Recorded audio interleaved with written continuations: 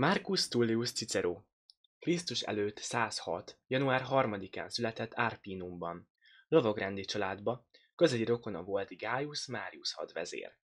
Szülei ügyvédnek szánták, jogtudományt Quintus Mucius Scaevolától, retorikát Marcus Antoniustól és Licinius Crassustól tanult, filozófiát Filontól, a szkepticizmus tudományát tőle sajátította el. A logikán alapuló vitát elfogadhatatlannak tartotta, a tiszta igazság nem létezik, inkább egy képzetről van szó, de nem szükségszerűen elérhetetlenről. Krisztus előtt 89-ben katonáskodott Pompeius Strabo szolgálatában, 81-től védőbeszédeket tart, 80-ban elmondja legkíresebb beszédét, védőbeszéd Rossius védelmében, apagyilkossággal vádolják, és őt felmentik. Krisztus előtt 79-ben Görögországba megy rossz egészségügyi állapotára hivatkozva, itt belemélyül a retorikába. Antiokosztól és Apollonius Molontól tanul, példaképe Demoszthenész.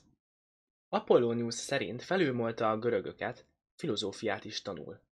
Athénban barátságot köt Titus Pomponius Atticusszal. Feleségül veszi Rómában Terenciát, lánya Tullia, fia Marcus. 76-ban kvéstor lesz, a közpénz beszedéséért, ügyészi feladatokért felelős Szicíliában. 70-ben Rómában nagy politikai befolyásra tesz szert, vagyona lesz, az első pere Verrész elleni beszéd. Verrész proprétor volt Krisztus előtt 73 és 71 között Szicíliában, azzal vádolták meg, hogy elrabolták a szicíliaiak műkincseit. Cicero a vád képviselője, a védelem képviselője Hortensius. Cicero lenyűgöző beszéde után Verrész önként számüzetésbe vonult, 5 beszédnyi anyagból tehát csak egyet mondott el. Krisztus előtt 69-ben Aedilis, kereskedelemért, közrendért, vallásért felelős. Krisztus előtt 66-ban prétor, Suo anno, tehát lehető legfiatalabb korában tölti be ezt a tisztséget, ekkor 40 éves volt.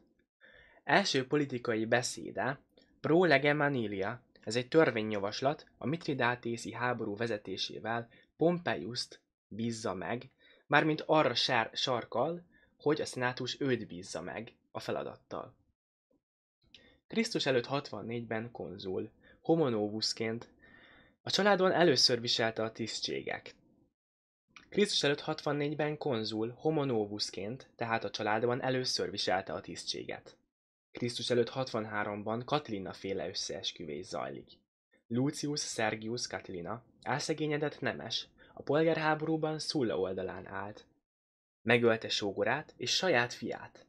A proszkripció idején nem szerzett elég vagyont a megéléshez. Megvádolja Publius Clodius, hogy megbecstelenített egy vesztaszüzet.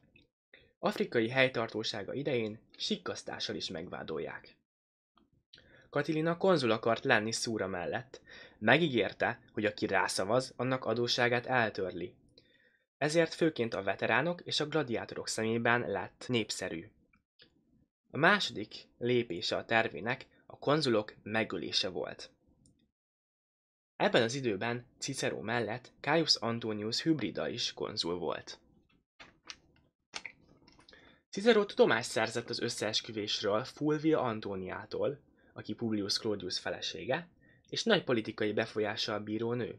Ő az első nem mitológiai nő alak, akinek arca római pénzérmén szerepelt. A perben Cicero a vád képviselője 4 beszédből csak egyet mond el a Jupiter Stator templomban.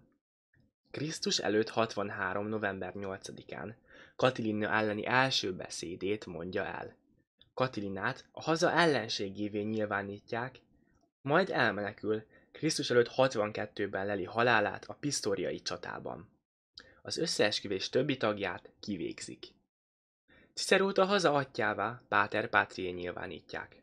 Krisztus előtt 62-ben botrány tört ki Cézár házában, így megromlik a kapcsolata Clodiusszal és Cézárral is. Krisztus előtt 60-ban az első triumvirátust alkotmányellenesnek tartja. Krisztus előtt 58-ban Publius Clodius néptribunus szeretne lenni, de mivel ő arisztokrata, egy plebejus adoptálja, és így választják meg néptribunossá. Egy törvényjavaslatot tesz, azaz azzal kapcsolatban, hogy mindenkit, aki bírói ítélet nélkül végez ki római polgárt, száműzni kell, mivel Cicero ezt követte el Catilina összeesküvő társaival, őt száműzik. Görögországba, Dyrrachiumba, Tesszalonikébe megy. Elkobozzák vagyonát, házát lerombolják, villáját megrongálják. Pompeius segítségével viszont Krisztus előtt 57-ben visszatérhet. Krisztus előtt 53-ban Augur, 47-ben Kilikia provincia prokonzulja. 46-ban beszédet ír Marcellusért, ez a Pro Marcello. Köszönetet mond Cézárnak, és megfogalmazza, hogy mit kellene tennie. Újjáépíteni a törvényhozást, valamint visszaszorítani a fényűzést, ezen kívül visszaállítani a bizalmat. Elválik Terenciától, és elveszi gyámlányát, Publiliát. Krisztus előtt 45-ben lánya meghal. Elvonul a közélettől, és elválik Publiliától. 44-ben megtörténik Cézár megölése.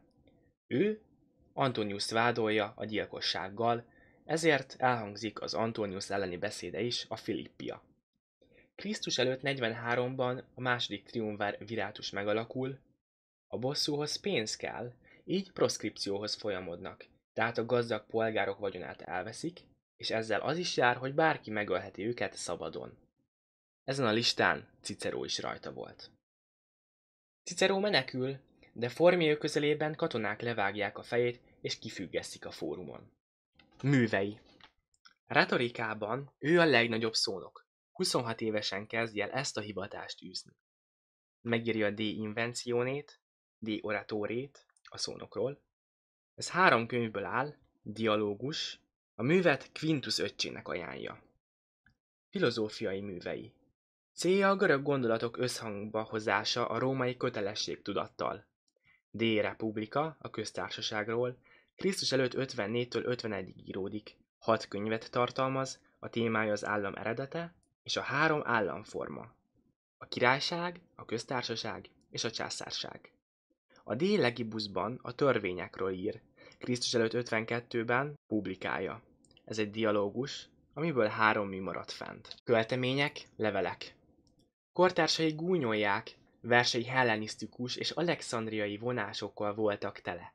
Eposzai pátoszos hangvételűek, és ellenkeznek a kor stílusával. Levelei a hétköznapokról, fontos emberekről és róla, mint magánember árulkodnak, nem kiadásra szánta ezeket, halála előtt gyűjtötte össze őket kiadásra. 931 levele volt összesen, ebből csupán 70-et írtak neki. A leveleinek 4 csoportja van. Az első az Ad Atticum, második Ad Familiaris, a harmadik Ad Quintum Fratrem, a negyedik Ad Marcum Brutum. Kiadójuk Tiro volt Augustus korában.